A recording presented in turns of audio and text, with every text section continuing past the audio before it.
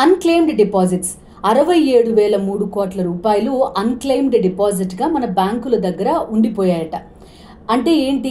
Unclaimed deposits అంటే ఏంటంటే savings account కానీ కరెంట్ అకౌంట్ కానీ 10 ఏళ్ల లోపు ఎటువంటి ట్రాన్సాక్షన్స్ లేకుండా ఉండిపోతే కనుక వాటిని అన్క్లెయిమ్డ్ డిపాజిట్స్గా కన్సిడర్ చేస్తారు. టర్మ్ డిపాజిట్ దగ్గరకు వచ్చేసరికి మెచ్యూరిటీ డేట్ అయిపోయిన 10 ఏళ్లలో కూడా విత్డ్రా చేసుకోకపోతే వాటిని అన్క్లెయిమ్డ్ డిపాజిట్స్ అంటారు. సో వీటన్నింటినీ ఏం చేస్తున్నారంటే depositors awareness and education fund 2014 అని క్రియేట్ చేసి అందులో డిపాజిట్ చేశారు. ఎవరైనా కనుక ఈ క్లెయిమ్ చేసుకోవాలనుకుంటే కనుక బ్యాంకులని అప్రోచ్ అయ్యి ప్రూఫ్స్ ఇస్తే కనుక వారసులు ఎవరైనా వాటిని తిరిగి తీసుకోవచ్చు. అదేవిధంగా ఉద్గామ్ UDGAM unclaimed deposits gateway to access information, ఇందులో ఈ అన్క్లెయిమ్డ్ డిపాజిట్స్ అన్నింటినీ కూడా లిస్ట్ చేసి ఉంచారు.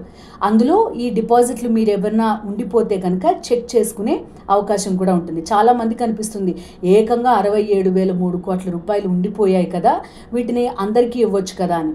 నో, అలా విధంగా ఎప్పటికీ ప్రభుత్వం చేయదు. ఎందుకంటే డిపాజిటర్స్ అవేర్నెస్ కలిగించడానికి, ఎడ్యుకేట్ చేయించడానికి ఈ ఫండ్స్ని వినియోగిస్తారు. ఈ లోపు ఎవరైనా సరైన ప్రూఫ్స్తో కనుక క్లెయిమ్ చేసుకుంటే వాళ్ళకి ఇస్తారనమాట.